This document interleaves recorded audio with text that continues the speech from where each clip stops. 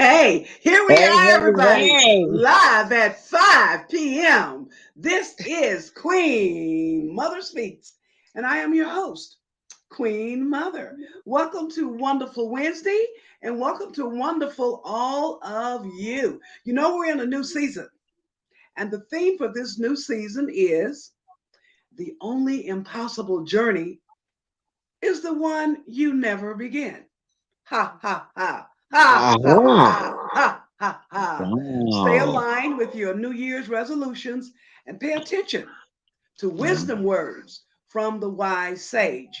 Again, we're in the second quarter of 2023, and we're just here to remind you that you're the one, and we're the ones that we have been waiting for. We're the ones.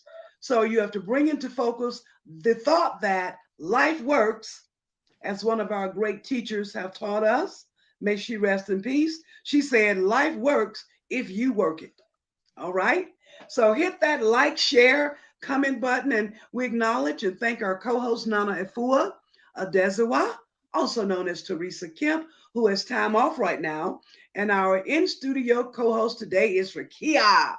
Shout outs right now we want to give to our social media followers, Miss Valerie Jordan, Minx Stavenga, Dorothy Salas, Anana Palau, Afua Owonu, Lachey Premu, Anita Dean, Otanchi Vince, Robert Daniels, Eunice, and King Fahad. All right, so let me ask a question. Let's give a shout out over here to our co-host for today, Rakia. How are you doing, my dear? Awesome. Wonderful. All Good right, all morning, right. good All right, evening, good so Rakia, afternoon, everyone. yes. Is there anybody you want to give a shout out to? A shout out to the world. I love you. All right. All right, so Rakia, who do we have in house today? Let's see. Oh,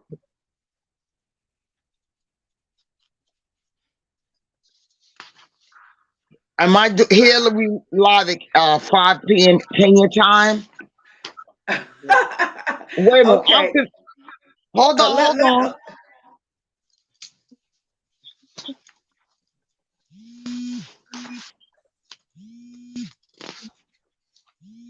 Go ahead. I don't know what page I'm on. okay, darling, it's okay. In studio today, guest tuning in, we have Miss Doris Ngaja. You want to say hello to the audience? Hello, everyone. It's good to All be here. right, and where are you giving us a shout out from? I'm giving a shout out from Nyahururu, Kenya. Let's see All right, what's now y'all, she got to tell you about that place because that's a place I've never been to, but I certainly intend to visit. Thank you for being with Queen Mother Speaks today. And also, we have in house my dear friend, whom I love to call my sister myself, the one and only Alicia. You want to say hello? Hello, my queen. How are you? Hello, everyone. All right. All right, very well. And so they're going to tell you a little bit more as we go into the show today. Coach, are you ready? Are you Okay. refer- are you referring to the meditation? Not just yet. Okay. Well, Well, let me just go ahead. And what we like to do after our guests get a chance to say hello to you, we like to also just give a shout out ourselves to all of the people who are tuning in. Okay. Is this if this is your first time tuning in to Queen Mother Speaks, we say thank you. And thank you very much because we know and realize that there are so many things that you could be doing, but you chose to be with us. So thank you for tuning in to Queen Mother Speaks. Go to our page, tell us who you are, where you're from, and who you really would like to see on the show. okay. You know, we want to feature people from all over the place. So if you know someone in your community, okay, in your church, right, in your school, at your place of work, who you'd like to see featured, we would love to have them. All you need to do is click on queenmotherspeaks@gmail.com and just tell us who they are, like name and contact, and we'll take it from there because we do want to have guests from all over the world. I like to give a shout out to some of our other fans out of Atlanta, Georgia, Lady Mo, Ambimbola, Tina Jones, Ernestine, Marie Powell, High Priestess Say Shot, Melissa Kemp, Carmen and Michelle, Kathy King, Rosemary, oh, from Florida, Kathy King, Geneva and Solo, Rosemary Johnson, and Marilyn Lewis. I also want to give a happy birthday shout out to everyone born in the month of April. And if you're born in this month, you're either going to be a Aries, which is April 1 through 19, or a Taurus, April 20 through May 30th. Let me say that coming up in the Taurus part, well, that's next month. Let me not go there. That's next month. Okay. Some of the notable celebrities that some of you may know who are having a birthday this month would be David Harbour, Maren Morris, Dennis Quad, Bobby Vinton turns 88, if you know that name. Okay. Midnight Oil singer turned politician Peter Garrett just turned 70 this month. Actor Ellen Barkin is 69. Actor Michelle Gill, known as Mr. Robot from the movie The House of Cards, turned 63. Okay. Actor, comedian Martin Lawrence. You may know that name. He's turned 58 this month. And actor Peter Billingsley, who did the famous Christmas Story, turns 52. Actor Sadie Sink, who did the movie Strange Things, turns 21. 21. What a sweet age. I remember 21. From the West Coast of USA, we want to say thank you to our fans who have to wake up early in the morning to tune in to Queen Mother Speaks. Imagine that. They're getting up like 7 o'clock just to tune in to Queen Mother Speaks. So we want to thank Samkia, who's tuning in from Hawaii. She has to get up a lot earlier.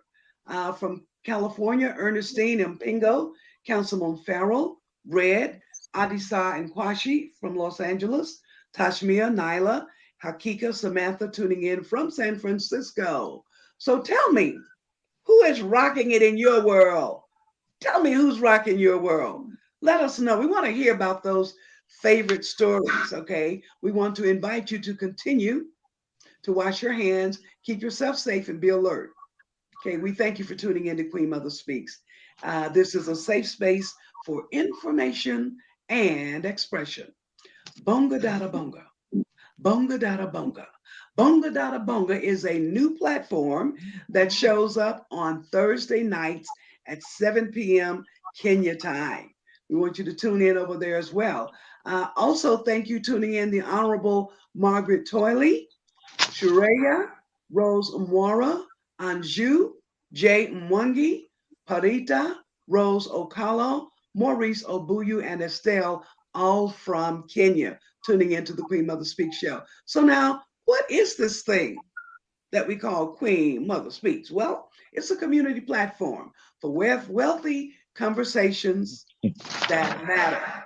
We do commentary and insights to raise your awareness, to inform, inspire, ignite, involve, enlighten, educate. We want you to laugh on the show. We give you updates on expatriating to Africa, words on newsworthy events, wisdom from the elders, and we give you warm and witty dialogue from our guest, which we will be doing tonight. Okay, well, from the Art of Living Institute, many of you know that by now because they are partners with Queen Mother Speaks. We had an online breathing session with them.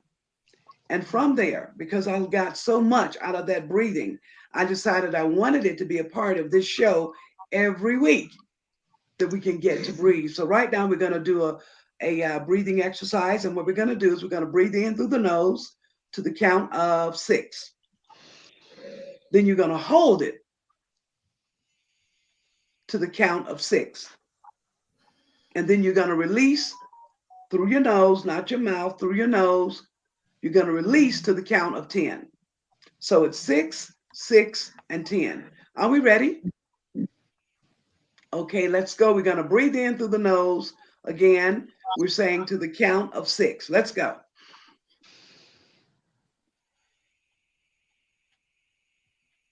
Hold.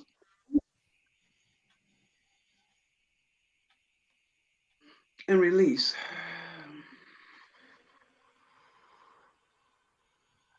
Let's do it again. Breathe in.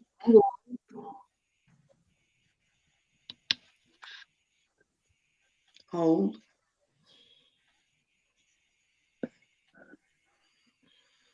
And release.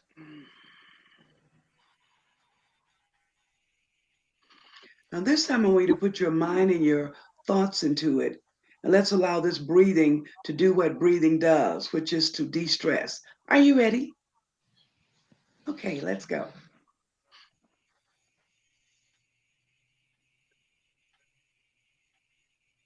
Hold.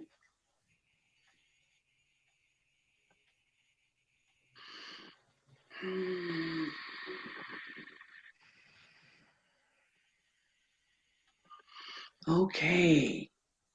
Thank you for that. And thank you for being with me in that moment. I will say to you that during the pandemic, that's when Queen Mother got introduced to the Art of Living Institute. I've done breathing before, but it was a whole nother thing during the pandemic to learn to breathe because so many of my loved ones were choosing to slip away during that season. So I needed to be breathing every single day. And since then, and I realized how much it calmed me down, I just want to share that technology with you. So thank you for doing that with us today. All right. So breathing exercises also can reduce, as well as in some cases, release stress from you. All right. So thank you for that. So now we're going to turn to our meditation reading. Coach is going to bring us that. I think she's ready. Yes, she is. All I right. am ready. Take it away. Good morning, everyone. I got a little excited with my music selection and lost sight of everything. But okay, I am living in the flow of life. Let us repeat that 3 times and let us listen to each individual word. I I am am living living in the in the flow of flow life. of life. I I am am living living in the in the flow flow of of life. life. I am I am living living in the flow of in the life. flow of life. It feels good to the soul to live in the flow of life. When we trust that all is working out for us, we can relax and enjoy the fullness of life. Our calm perspective changes our outcome. When we think of how good our life is, rather than how bad our mind tells us our life is, we raise our vibrational energy frequency. We move to the receiving mode and draw to us more of the good that the flow of life brings. I relax and allow the renewal of my mind, body, and spirit. I feel good. Mm. My good is continuously flowing to me. I am living in the flow of life, and my energetic vibration easily attracts limitless good. Thank you, wisdom, in me, through me, as me, around me, and through the Christ within, and so it is. And put on the new life, which is renewed in knowledge after the pattern in which it was originally created. Colossians 3:10. Thank you so much. Back to All you, Queen right. Mother.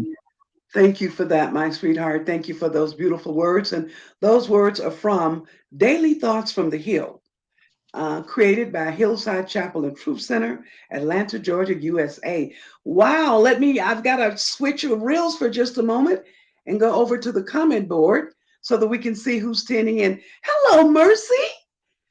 Hello, Mercy. Mercy is tuning into Queen Mother Speaks, and she's sending us a shout out right now.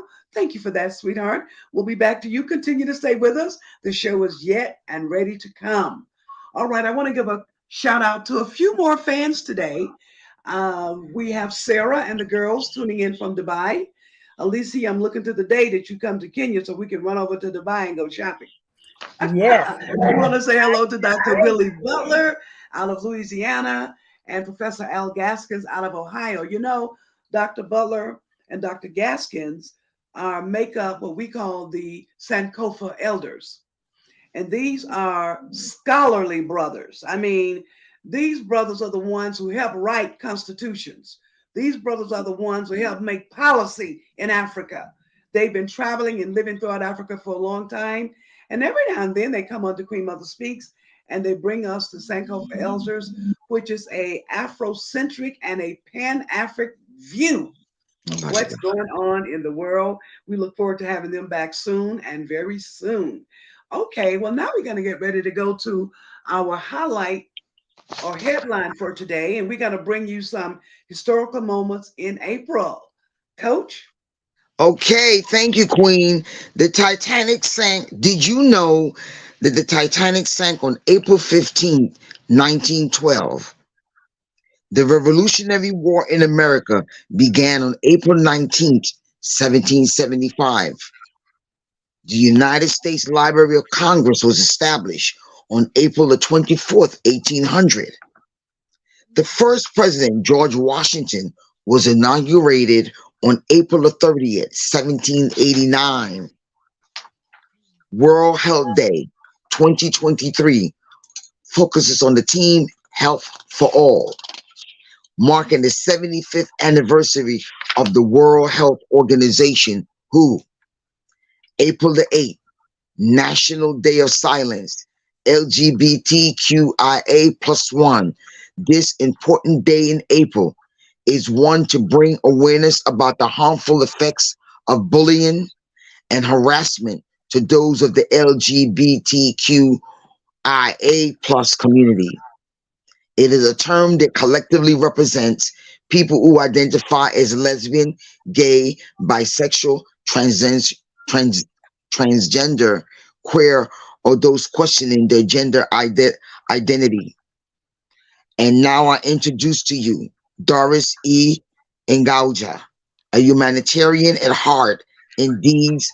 Expat DORRIS is with PACE, Pan-African Cultural Exchange Program, whereby youth are selected to participate in the program from marginalized countries such as Tanzania, Rwanda, Congo, Ethiopia, and all over Kenya.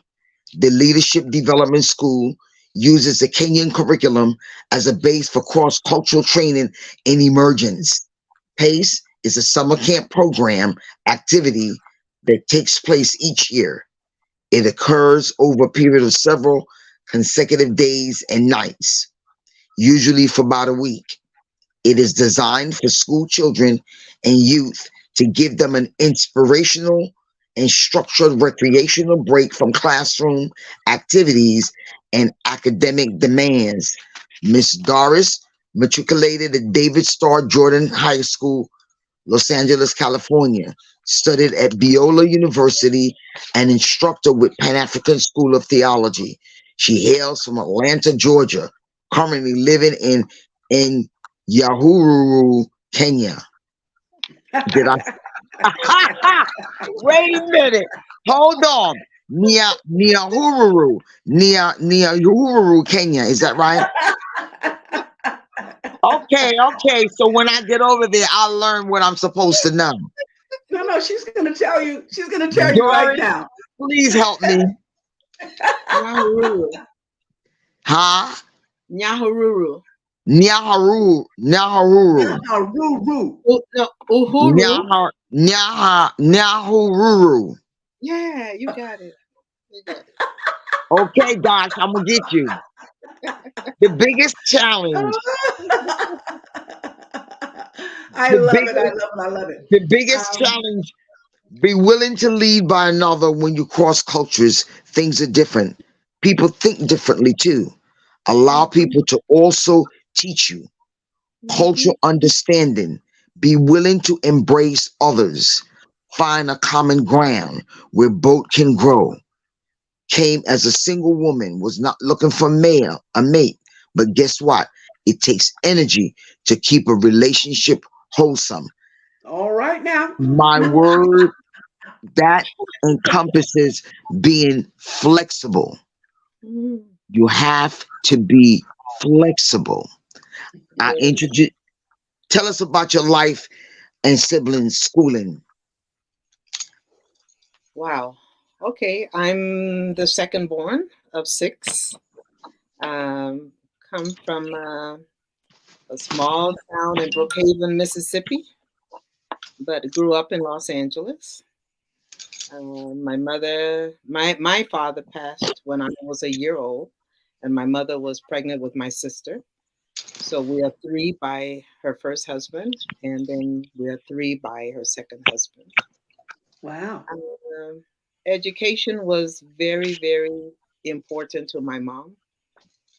She got married at the age of 13, so she never finished school, but she always wanted all of her children to finish school. So we all have college degrees, and that was her joy. Um, what I think what I grasped from her with regard to education happened when I attended my niece, the youngest niece's graduation. And my mother was about 78 at the time. And we were sitting out on these bleachers in California. And as my mother saw those high school graduates with their white gowns coming across the field, she just put her head in her hand and she says, "Look at all those children getting an education." At 78, she still revered education. And Wow. when I got my PhD, I celebrated her by putting my gown on her and letting her Oh. be Dr. Ellen Davis for a day. Oh. And that was a great day for me as well. Now that deserves a clap, everybody. That deserves a clap. Wonderful, beautiful.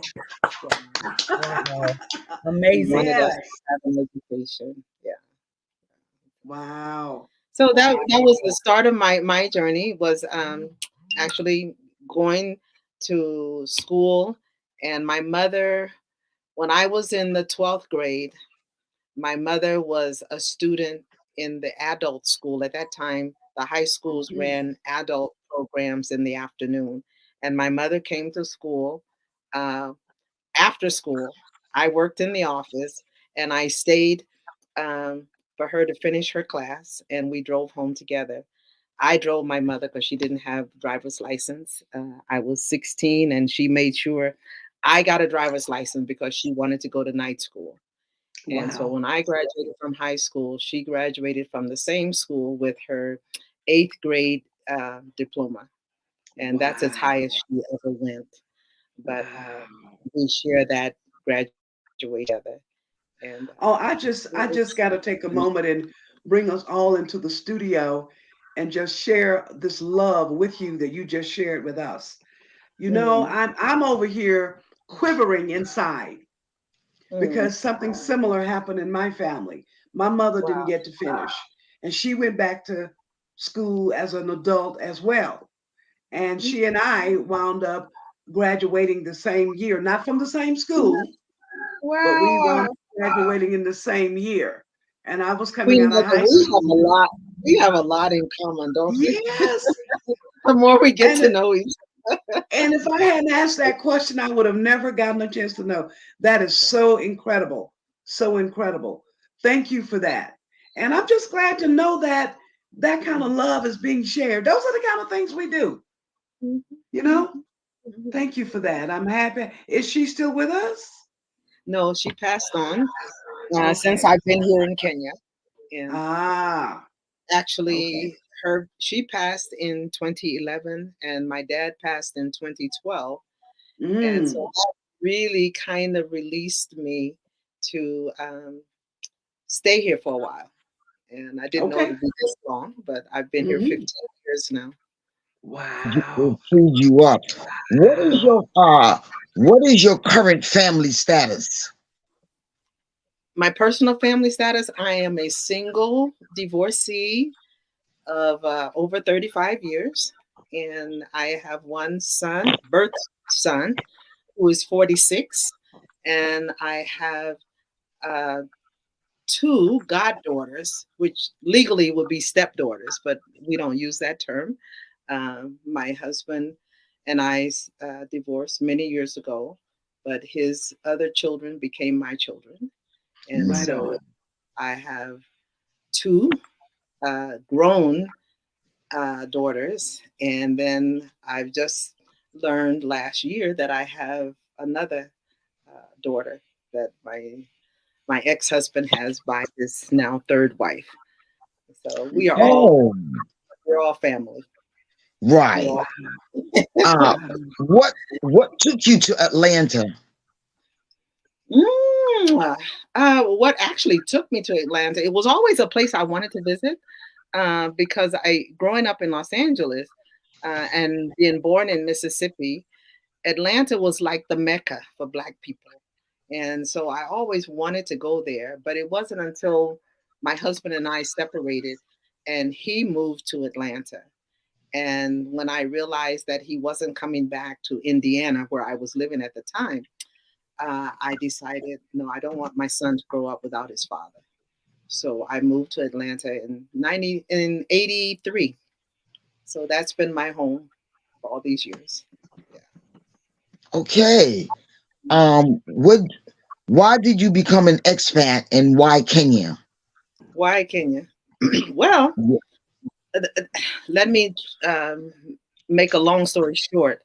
I sensed the call of God on my life to missions at a very young age. And as God would have it, I had the great opportunity and joy of being a very young missionary in Sierra Leone um, in the early 70s. Hmm. And then when I got engaged to my husband, I told him before leaving the continent, I want to go to Kenya because all of the Christian literature that we used in Sierra Leone had publishing uh, location as Nairobi, Kenya. And I thought, my, Mm. must be a really wonderful Christian nation. I just wanted to see it. But it didn't happen then. And as God would have it, and I truly believe that God honors those dreams and visions that He puts in our hearts, even as children. But as God would have it, many years later, I was invited to Kenya by a dear friend who is here in Kenya still, Esther Hall. And a few years later, after I finished my PhD, one of the contacts that I made with Esther's invitation invited me to come back here to teach. Wow. It just so happened that at that time I was teaching at a university, Atlanta Christian College, and Mhm. they had wanted to give me a permanent position or at least a full-time position, but that was in 2007 and '08, and you know the crisis in America at that time. So the schools just decided they would put a halt to hiring and only use adjuncts. So I was an adjunct professor there, and then this man, uh, Washira Gamal, the director and president of of Pace Ministries, contacted my friend again and then contacted me. And it just so happened that we were both in America at the same time. I was in Atlanta, he was in a place called Spring City, Tennessee. And so he said, I would like to introduce you to my director, to the chairman of our board. And since he was only a couple of hours away, I said, let me finish braiding my daughter's hair and I'll drive up there to meet this man. And I Mhm. did, and the rest is history. Wow. All you know, right. I So you actually just answered my very next question, which was, well, did you find Pace or did Pace find you? Pace found me. Wow. And I really had no my dream idea was I would teach, for 9 months in the States, and I would spend my summers in Africa. That Mhm. was my ultimate desire. But Mhm. when they couldn't hire me full time, I said, well, let me give this little school, I can give them a year. Uh, and wait and see how things turn around. And as things did turn around, Atlanta Christian College became Point University, and they did move out of East Point to West Point, Georgia. But by that time, I was teaching here for 2 years. And then that third year, my mother passed. And then the fourth year, my dad passed. And so I decided, well, you know, there really isn't anything that would keep me in the Keep me state. in America. Right. So then and they needed me here. And so I spent 5 months in the States in 2012, just seeking God and just trying to get real direction on where I was going. And one of my friends, Jack McCall, he said to me, "Well, Doris, if you're gonna be a missionary and stay in Africa, and you're already 62, why don't you go in and apply for your Social Security? You know, why wait? You know, you need it while you're over there."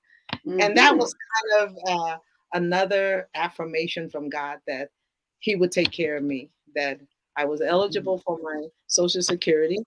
Though small as it is, it still helps me. And I then signed on to stay indefinitely. And God has just opened up many doors for me here and endeared this place to me and just expanded my world so much more. Wow. That's why I'm here. Wow, wow, wow. Okay. Oh boy, so much more I want to ask, but we've learned a little bit about. Now we've been using the word PACE. Tell Mhm. us what that acronym means. That stands for Pan African Christian Exchange. And Okay. you have to know a little bit about the director to fully understand that. He was a man, a Kenyan, who went to America to study theology. And in his graduate school, he was challenged by one of the professors that said African Americans cannot be effective missionaries in Africa. What? And that just Wow. blew him away. Wow. So he said, you know, I want to test that theory because I don't believe it. And Right.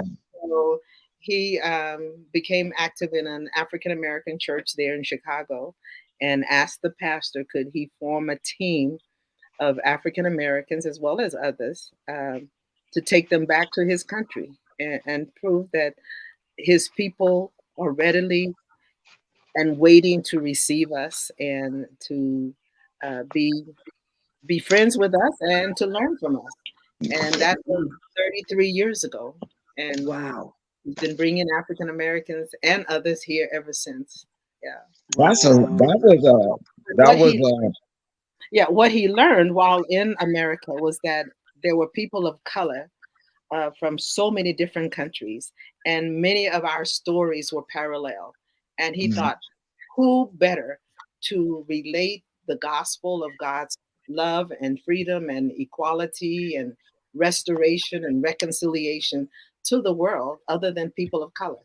So he chose that term Pan African because he wanted to see us from all the different countries. And he started out leading mission teams to Brazil, to Jamaica, to Haiti, to Panama, to Kenya, just bringing people of color together.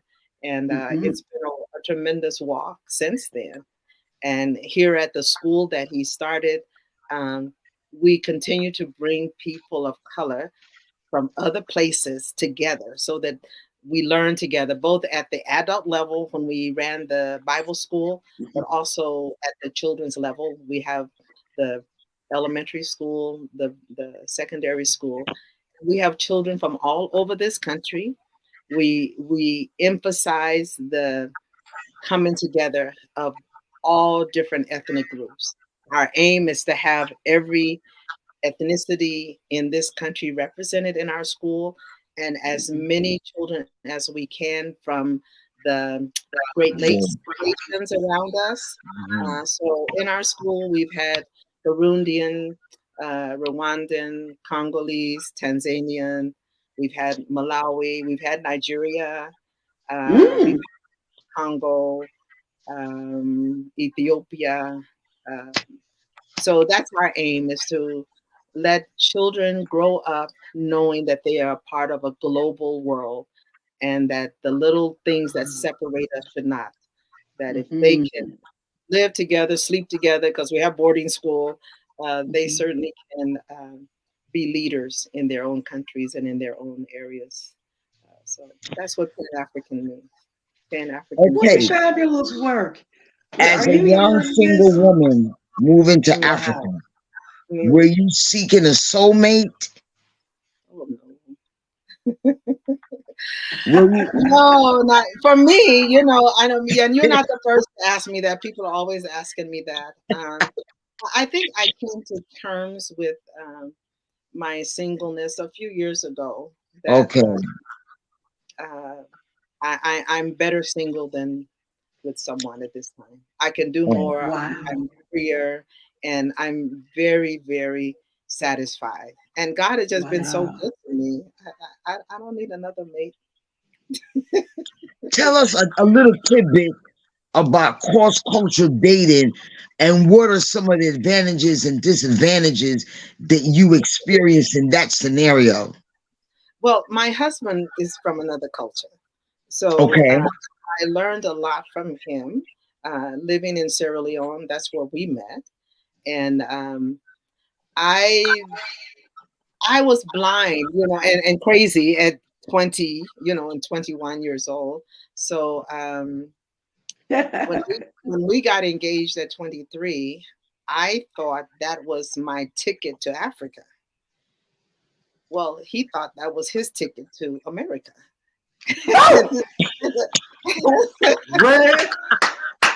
well, well now.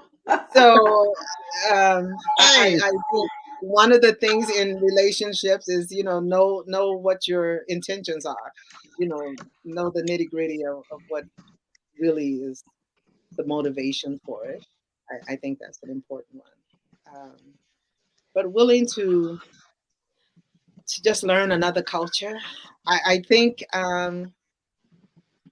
what I've learned here in Kenya also backs up to what I learned in Sierra Leone, is that it takes a long time to truly know and understand. For instance, I'm ashamed to say this, but I have a brother-in-law. Uh, Shortly after I got engaged to my husband, who wrote to me, and in his salutation, he wrote, "Your husband," and that angered me for years, Mm. because, oh God, I'm married to his brother. Why would he call me his wife? Hmm. Well, it was many years later before I understood that that was an expression of endearment, to say that you are now a part of our family. But I took it as an, yeah, and I think here in Kenya, I have learned that there are many things that I have done that have offended people, and I didn't know that I had offended them. Um, I'm learning as now I have developed friendships, or at least relationships, where there is honesty and openness, that people are not afraid now, after 15 years, to tell me things that I didn't know way back then. And Hmm. yet we were still in the same context. So, what I can say about relationships is that cross cultural relationships take time. Take time. Hmm. and let me add a little piece to that.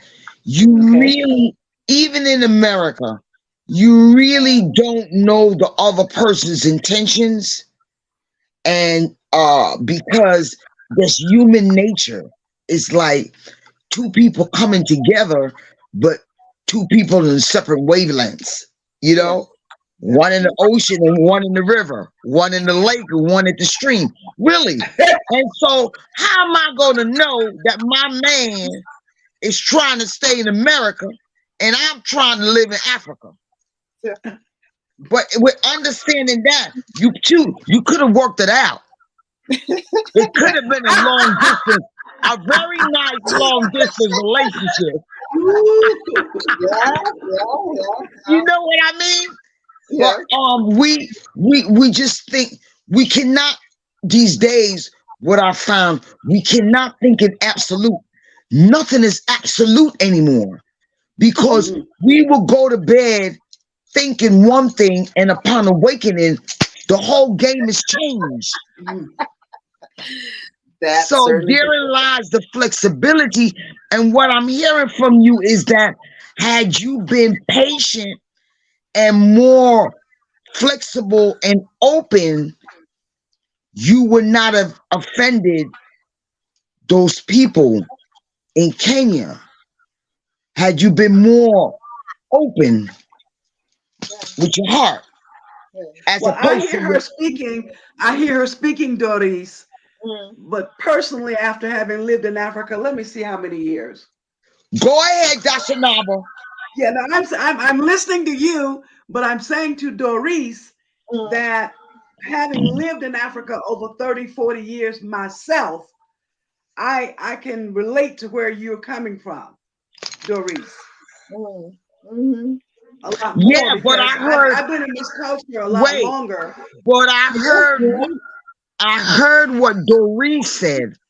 Doris, what I heard was, had she had a deeper understanding of the culture and her being more open and aware, some of the mistakes she made in offending the people would not have happened. Doris, did I hear right? You heard right. You heard right. And guess what? If you don't have those experiences, you won't even know sometimes that they've been offended. Right. You don't even know sometimes. That's what I wanted to add. You don't know, because you only can come from your perspective.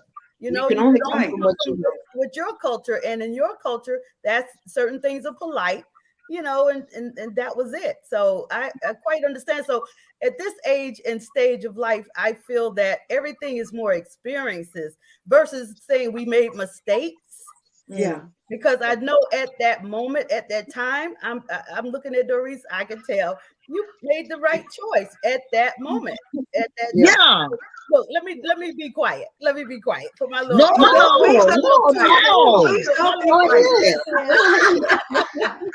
But that's in relationship period. That was a powerful statement what you just said about relationships. That is so true. We often don't check in with each other to see what is the agenda for this relationship. Right. Yeah. There you go. Yeah. There you go, my sister.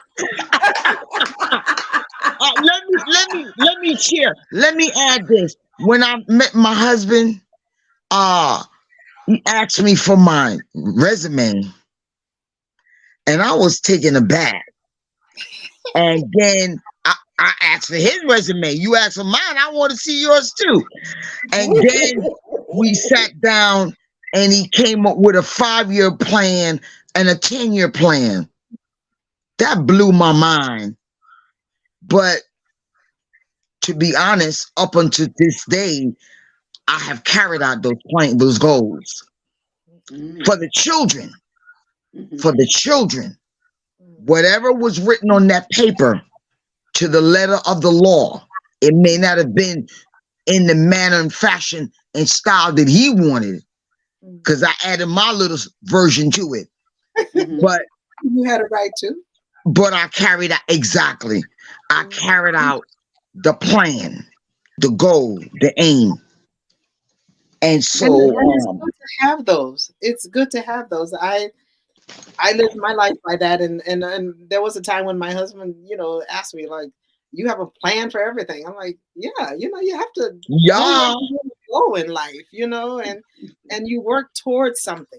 And that's been my motivation all my life. I had a goal for 2 years, a goal for 3, a goal for 5, a goal for 10, and God was faithful to help me to meet those. And I believe that because I prayed and sought his wisdom in making those goals, that he is the one who brought it to pass. Not always in the time frame that I wanted it, but it was in his time, and it's worked out just beautifully.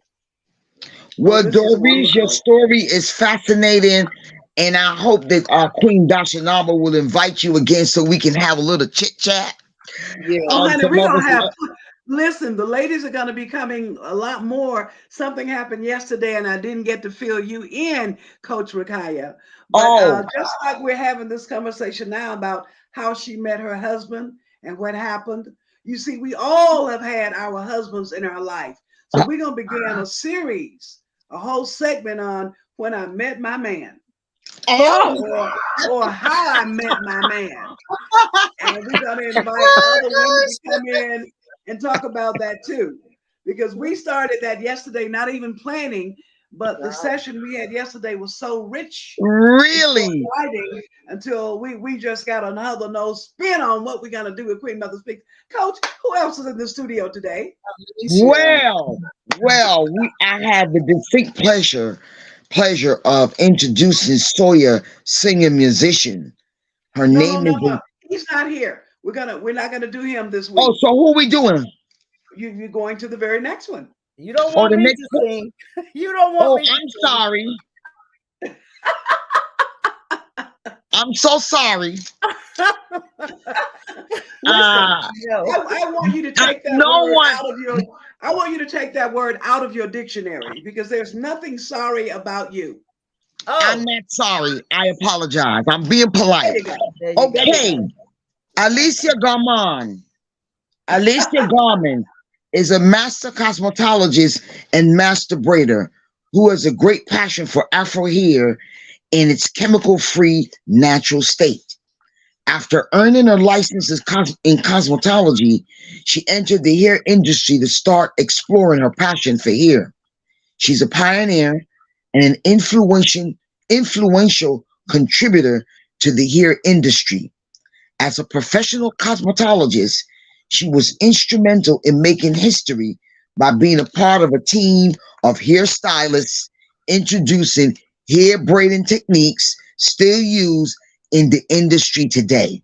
While Yes. working with a popular hair salon company located in the USA, her passion afforded her to make contributions that were included in movies, fashion shows, publications, and cultural presentations. After more than 30 years of professional leadership and training, she has brought awareness of the effect natural hair has on hair industry and society. Although it's time to retire, her passion for the hair industry hasn't faded. She still enjoys connecting with and helping people look and feel their best, and also helping hairstylists improve their techniques. Now is a time to celebrate success. Success isn't how much you make, it's about the difference you make in people's lives. Mm. Success isn't how much it isn't how much you make, but it is in how much you make a difference in people's lives. At this point in her life, quoting the beautiful poet Maya Angelou, my mission is to not merely survive, but to thrive, and to do with some passion, some compassion, and to do it with some passion, some compassion, some humor, and some style. Ladies, brothers, and sisters, and gentlemen, I introduce to you Sister Alicia Garmon. All Thank right. you so Well, much, hello, Emma. That was hello, a Miss wonderful. Garmon. That was a wonderful introduction. I don't need to say anything more. I don't need to say anything more. That wrapped me up in a nice bow. Thank you so much. But let me also say to you, she is absolutely correct. When I was having some others here in Kenya read over who would be on the show today, they said the same thing she said, Garmon. So in this culture, it would not be Garment. Garmin. It would be Oh, in it's this Garmin. I hear culture. you. It's In not this Garmin. culture, I yeah, hear in you. this culture, your name would be Garmon. Okay. Garmon. Okay. Garmon. Okay. Yes. That's fine. Well, That's fine Alicia, with me. that's fine with me, honey. I don't even know where to start or what to say. And if a few tears roll down, y'all just enjoy them. Please. Can I tell them how I met you? Yes. Yes. Maybe you start. Maybe you start No, because no, no. no. You I you can You can start. Okay, so I moved from New York City to Atlanta, Georgia, and I was brought there to run a hair care company. Okay, the company was in bankruptcy, and these black businessmen had bought the hair care company out of being, you know, a bad company. They revived it.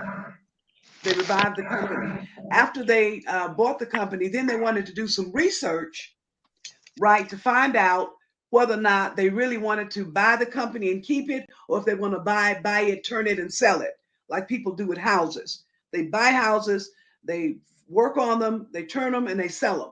So that people do that with companies as well. So that's what they were planning to do.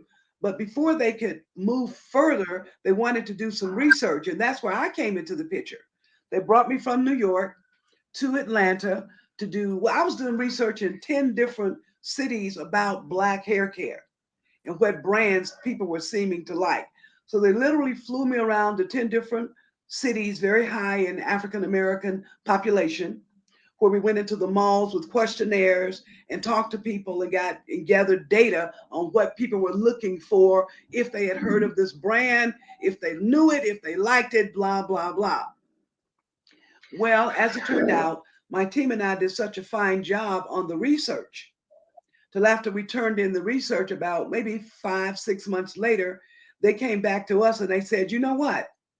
You have done such a great job on explaining the issues with this company. We want you to run this company. Now, I didn't need no company. I already had a company in New York and I was making good money. I was doing fine.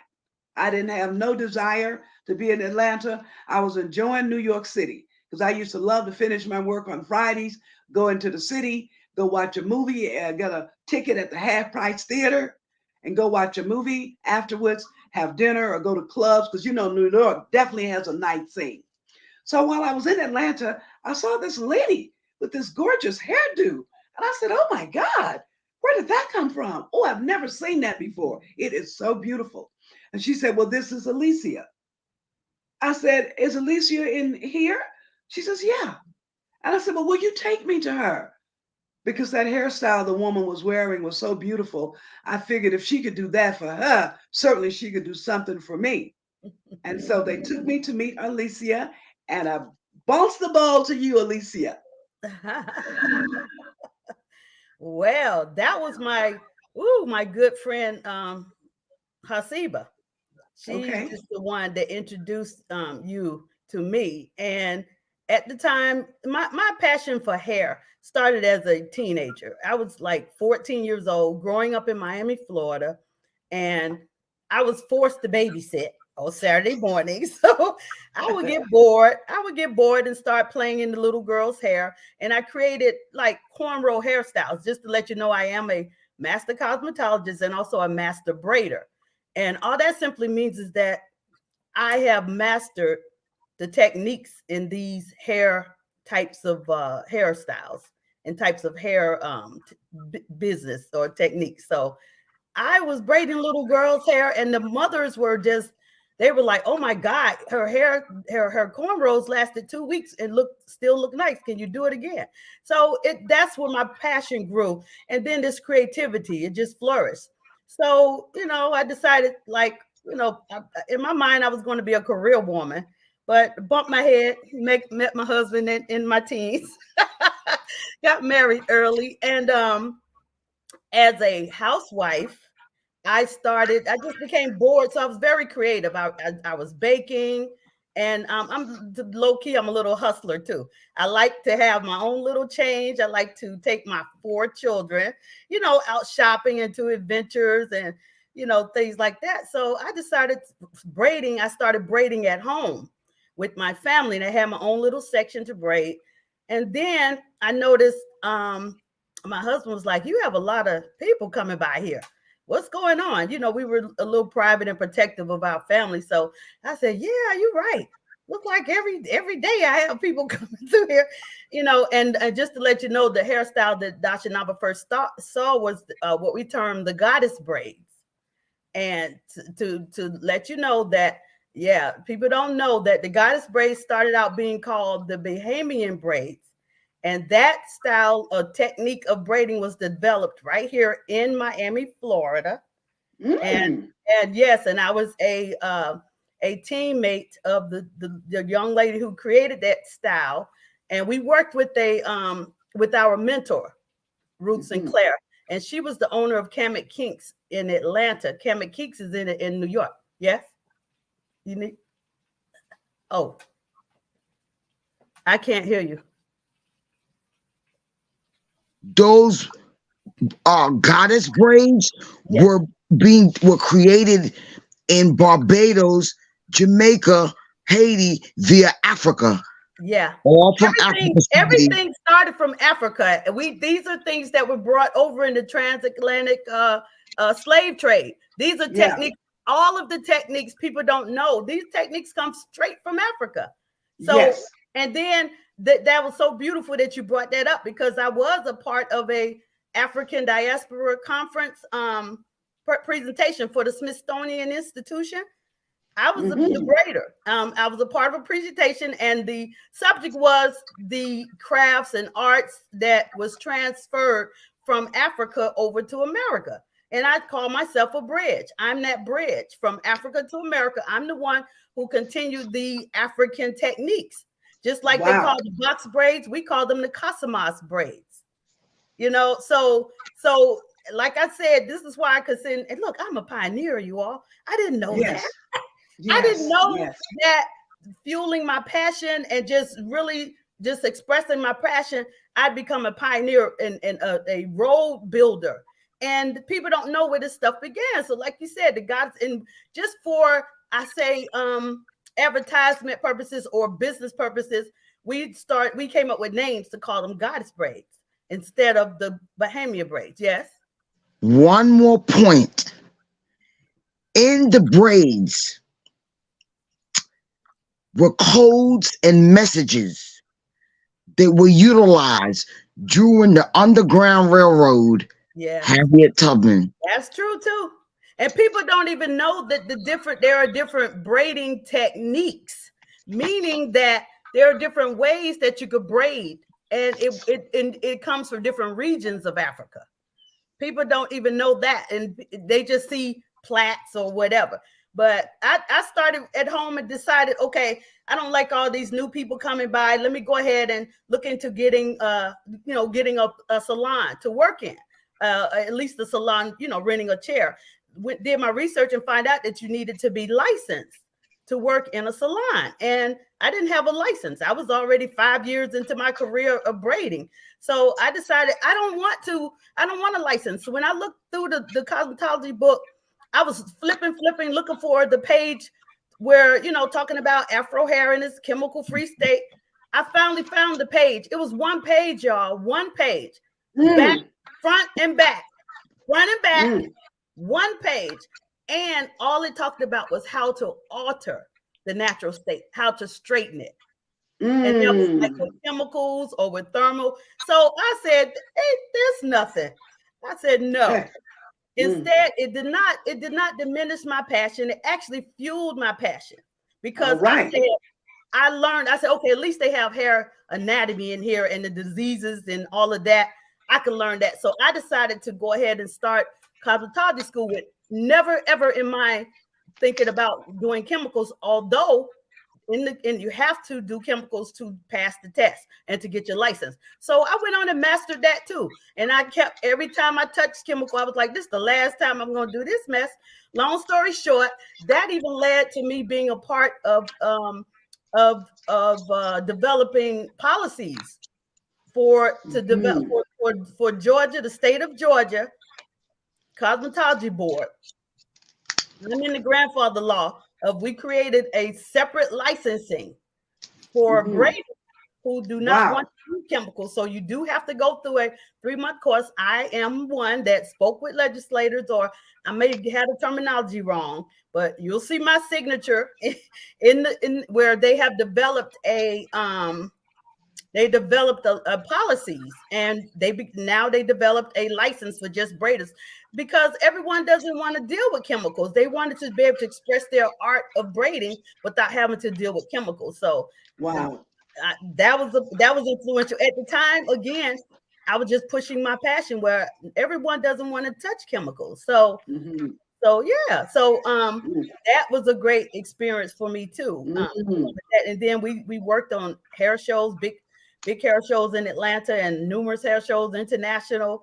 And I became a platform artist and a stylist educator, teaching classes. And now I can interrupt right there. Okay. She's just kind of speaking in general about all of this. Yeah. Ladies and gentlemen and others tuning in, when you use the term platform artist, that's like saying high-level fashion model. Everybody is not a runway fashion model. Everybody can be a model, but they may not be a fashion runway model. So when she tells you platform artist, that's the level she's speaking from, of doing her work. And everybody wants to do that. Everybody wants to be the top model. Everybody wants to be the top person to do the hair. Because platform means everybody's going to be watching you and seeing what's going on. And you only get there through the work you do. Now, I imagine in some states and some shows you may have paid to get up there. No. But not this lady. No, I was a request. All right. No. That's kind of like what I wanted to hear you say. They paid me. Yes. Yeah. Yeah. And that was an attest. I thank God for that, and the energy and the creativity straight from God. And I was just blessed. I was just blessed, and it came. It really, the fruition of everything really hit me at that African Diaspora Conference, and that might have been in the early 2000s. But for the Smithsonian Institution Anthropology Department to call the big, huge, multi-million-dollar company Bronner Brothers to ask them, all they said is, we need a braider. Can you refer us to a braider? They was like, okay, here's Alicia's number. And Bronner Brothers actually reached out to me and asked me, would I be interested? And I told them yes, to be a part of a presentation, because it was in Bermuda, and it was talking about how some of the traditions that they have today are still came from African traditions, and that they demonstrate today.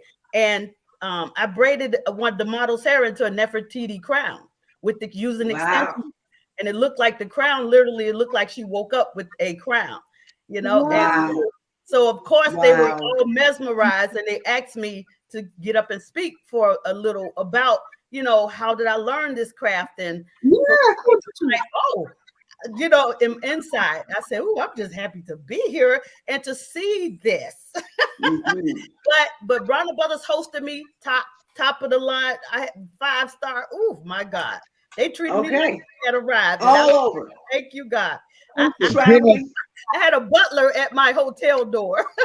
Wow. So and then all I was doing was just enjoying sharing the techniques that I had perfected. And I thank God for that. I thank God for that. Give us 3 most rewarding moments in your field. I want to I want to break in. I'm sorry. Unless I don't know if what I'm going to say is one of your rewarding moments, but I have to tell you this. Okay. When I won an award from Bill Clinton, who was president of the United States, the President Bill Clinton, and I went to DC to receive my award, guess who took care of me? Guess who did my hair? Garmon. Garmon went with me to Washington, D.C. as my stylist to make sure that I looked the way I wanted to look. Oh my God. And that hairstyle, I'm telling you, that hairstyle went all over America. It did. When I went there for that award and I won, she won the award from the Minority Business Development Agency Entrepreneur of the Year. That's what it was. You have to win in your city, in a region, and then several regions. Then you win for your state. Then you win for the region of Southeast. Then you win. And long story short, I wound up winning all over America. So that's how I was able to go to DC and get an award from the president. Right. Yes? And let me add to that quickly. And let me add to that, being there. Oh my God, that is one of my highest highlights. And she invited me to a lot of the banquets a lot of the banquets and a lot of the gatherings. So I was sitting at the table with all type of people from all over the country. And at one point, she invited me to the private setting in her suite. It was full of senators, port authorities, like really, really politicians. And I'm here sitting at the desk because at first I felt a little like, okay, what the heck am I doing here? What do I have to talk about?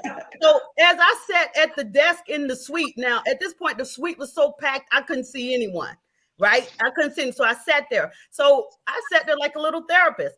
Everybody came and sat with me and said, hey, how introducing themselves. And they would say, and what do you do? I said, I do hair. And they said, oh my God, that's so amazing. And then we started conversations. Long story short, I promise you, several people. I met senators sitting there. We're talking about hair. And I met port authorities, like I said. And then later on, and I didn't see Dashanaba the whole evening. And later on, when I got back to my room, Dashanaba called me and said, hey, I didn't see you. Are you okay? And she said, but I heard about you all night. She said, I heard Alicia's name all night. And they were That's like, right. Alicia, you met Alicia? You met Alicia? She said, you met half of the room. I said, oh, okay. But that was very, very, just to, yes, ma'am, Doris. When are you coming here?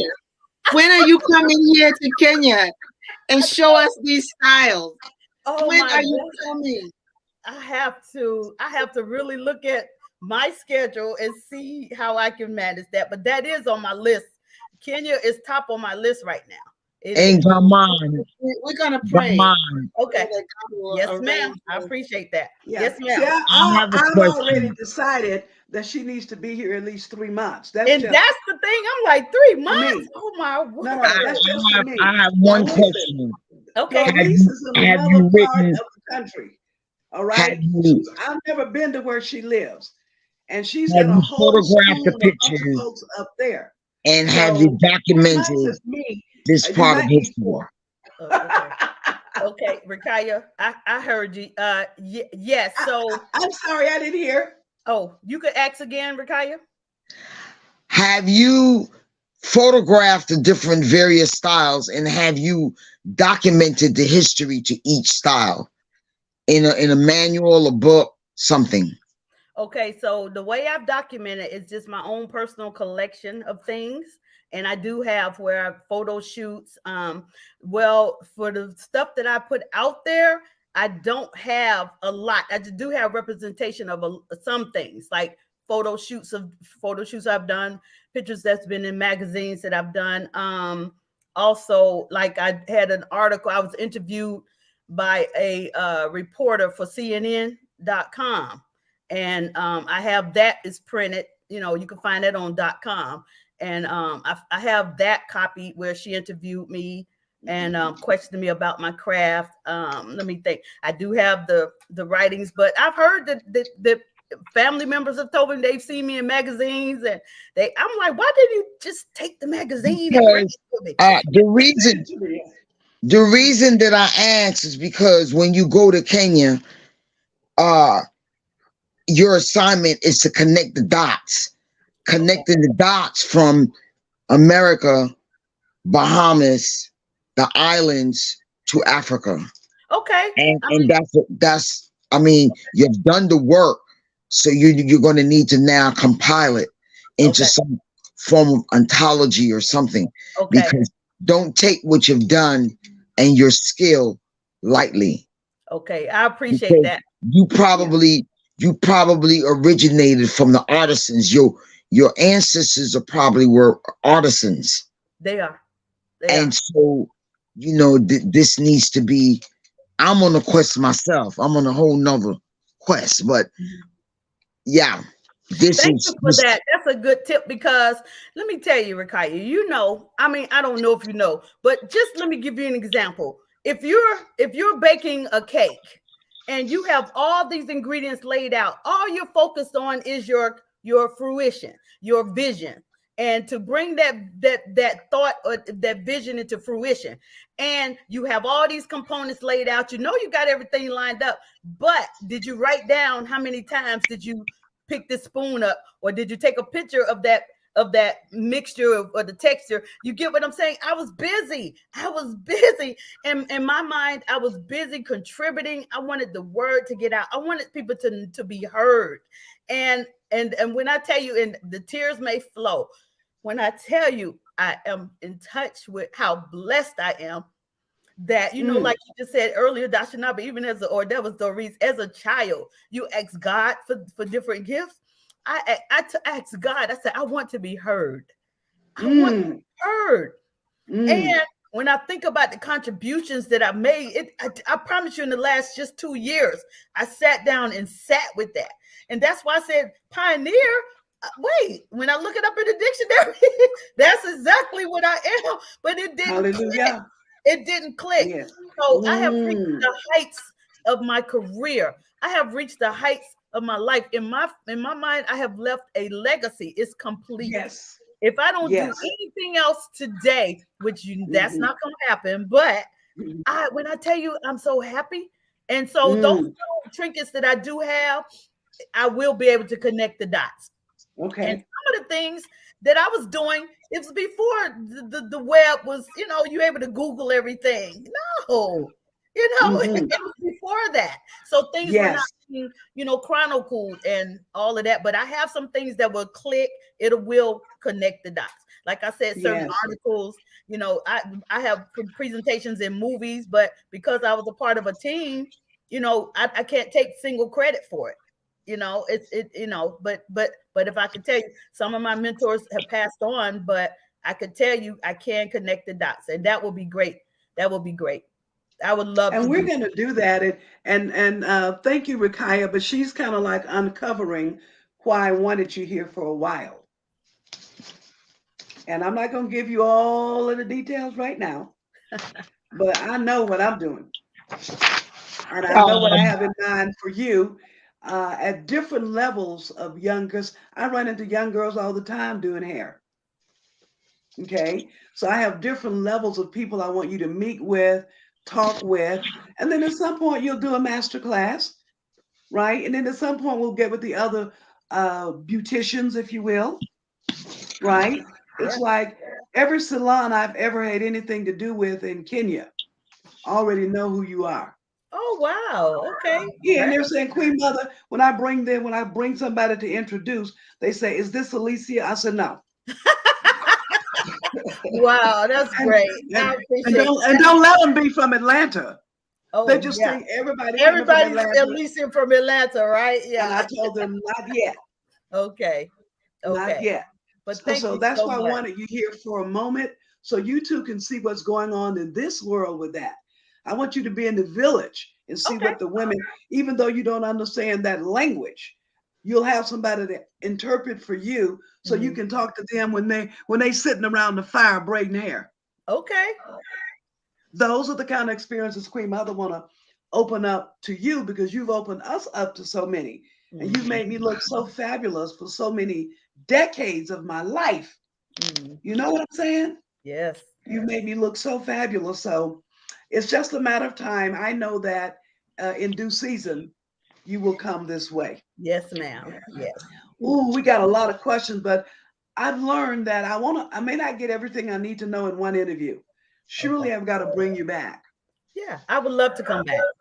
Okay. And also, if there's something that you want to share, we can figure out how to do that. Like, for example, let's say if we're getting 25 beauticians in Kenya to tune in because you're going to be on the show. Are you with me? Yes, I am with you. And what I would like from them is, because I am such a infinite well of information and knowledge about this industry, for the little time frame that we have, if they have some questions ahead of time that they already would like to know about, I would be happy to address those questions, because you don't want to open this flow. Because I'll keep flowing and I've learned over the years that bite size, it works for people, and allow them to digest that and practice that, especially if you're trying to perfect your technique, you know. So questions, and I'll be very, very open to that. And they should be prepared because I'm taking them. We're going to start from roots. That's what we're going to be talking about, roots. All right. And that's, that's where it all begins, foundation. All right. Yeah, I love it. I'll be happy to do that. Well, honey, we're looking forward, and you have it on your bucket list. So I'm not concerned that you won't come. No, we just have to plan it in enough time. But all of these things I'm saying we want to do, yeah, that's what it's going to take. And speaking of planning, if I may share a little bit about Rakaya, who's Panamanian, and she has actually have a birthday coming up, and she's going to be in Panama for about 10 days, is it? Celebrating her. I'm going to be in Panama. I'm going to be in Panama for 2 months. Oh, she's going to be there for 2 months. That's another place I would like to visit. The celebration is together a tour. That's another place I would love to visit. I would love to visit. I'm on a mission. I'm on a mission to put some things together. I want to expose Panama for the way they're treating the Black people in Panama, and who built the canal, and who the canal brings in billions, trillions of dollars. And I think that everybody should be getting a check. So I have a little undercover, but I have a little stuff in my head. I first want to document it. I want to take pictures of the Blacks in Cologne and the conditions and the houses and the condition and how they live and how they exist. And then I want to, take it 1 inch at a time. I am the quiet warrior. Okay. All right. So the tour that she's planning in the month of May, right? June. In the month of June, others can go. So she's actually planning, she's going to be there for 2 months, but the tour is what, 7 days? June the 11th, June the 8th through the 19th. Okay. So we're working on promoting the tour. You'll be hearing more about it here on Queen Mother Speaks, but it is coming up. I think if I was in America, I haven't been to Panama. I would love to go, and it's always good to go somewhere where there's people there I mean, well, as a matter of fact, I always did the opposite. I go places where I don't know nobody. I just booked my ticket. I just booked my ticket this morning. All right. So we'll be talking that up soon. And once the information comes, we'll go further and share. People can find out what it would cost to go and be there for some few days, but to go and be with someone from the continent. Let me also throw in another plug and say that Coach Rakaya teaches Spanish for over 30, 40 years in the public school systems throughout America. So if you want Spanish, pull together a group and she can do the training.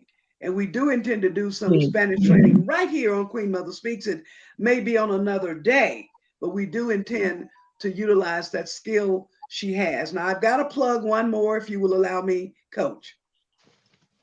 She is called Coach because she is the health and wellness coach.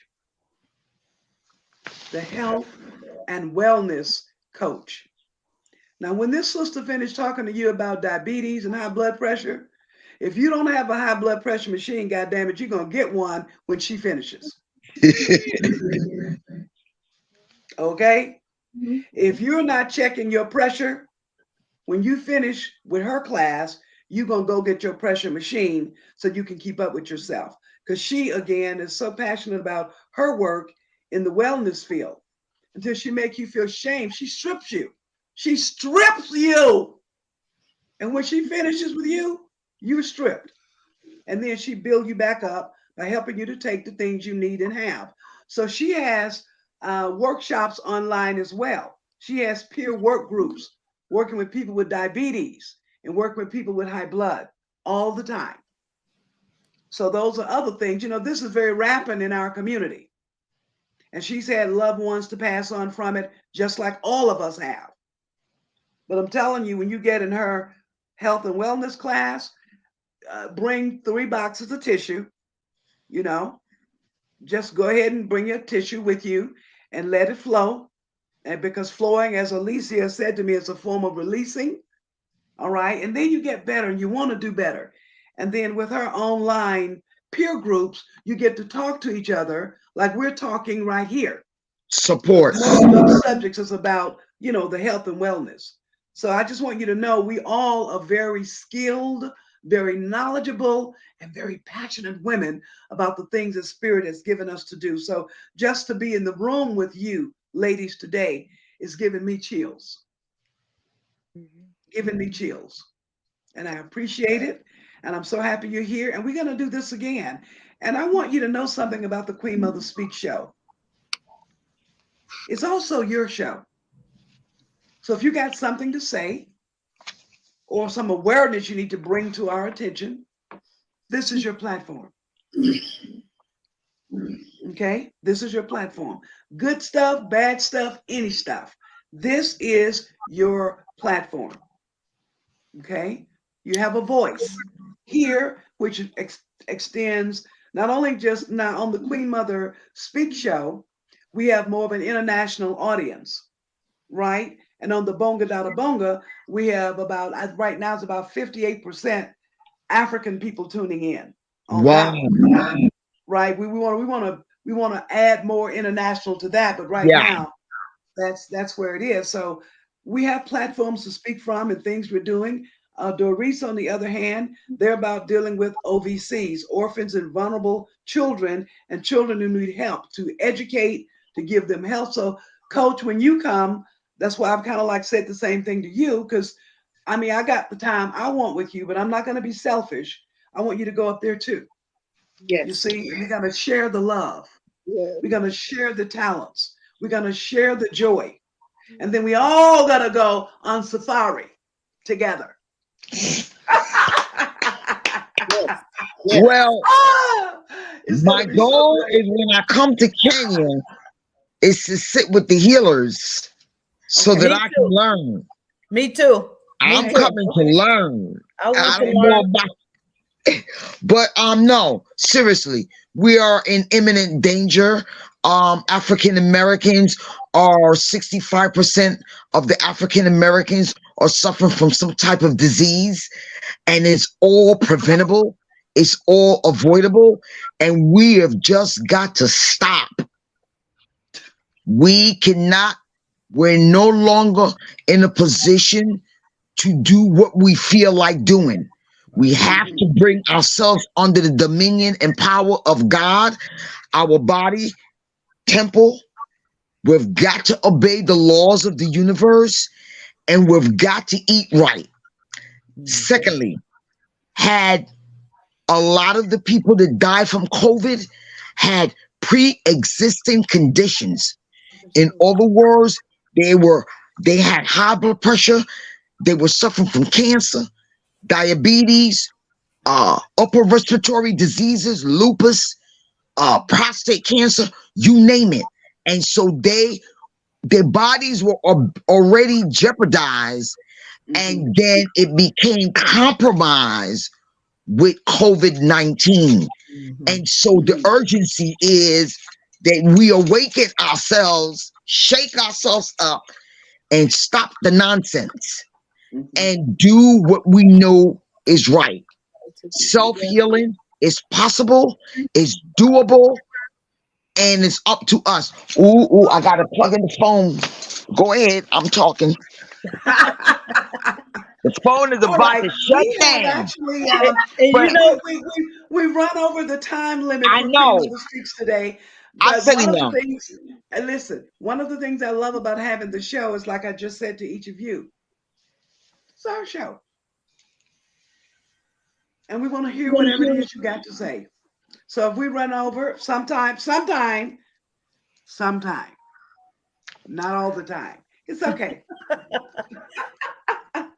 And I wanted to quickly add that being a hair person, being a hair stylist, you are in someone's crown, you're in someone's energy, and so you talk about being a confidant. You know, we need this type of, you know, information so that we can share. We can share and be with one another. And it's all about the healing.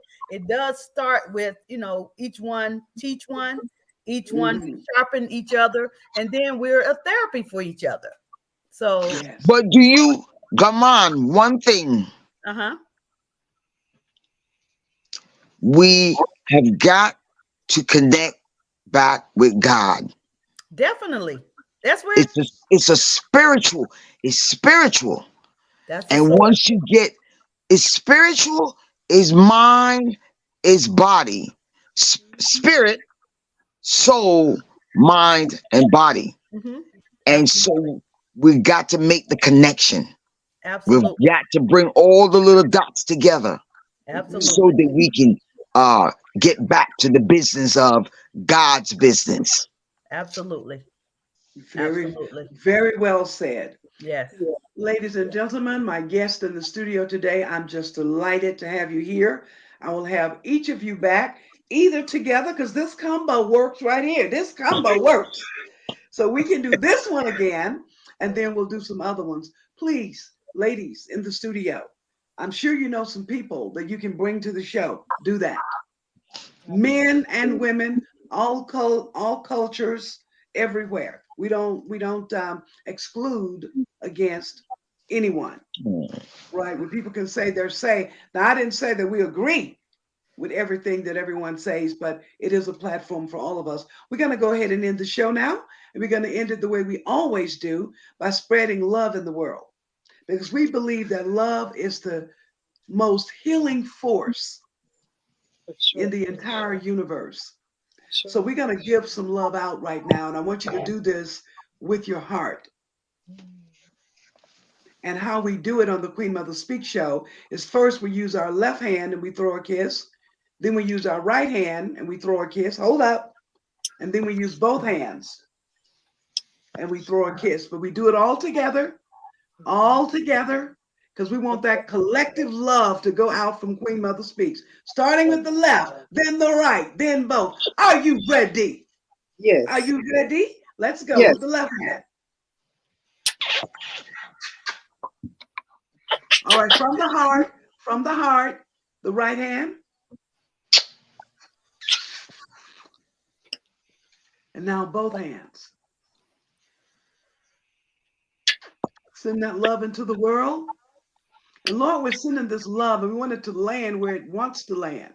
And for those who are receiving it, let them know that it's sent with love from the heart, with women who have passion for life and living and serving. And so it is. This is Queen Mother Speaks. Thank you for tuning in every Wednesday, every week, live at 5 p.m. Kenya time, 10 a.m. New York time. Don't forget, you guys like to change time in America. So the time zone right now is 10 a.m. New York time, 5 p.m. Kenya time. We never change. It's only you American people that like to keep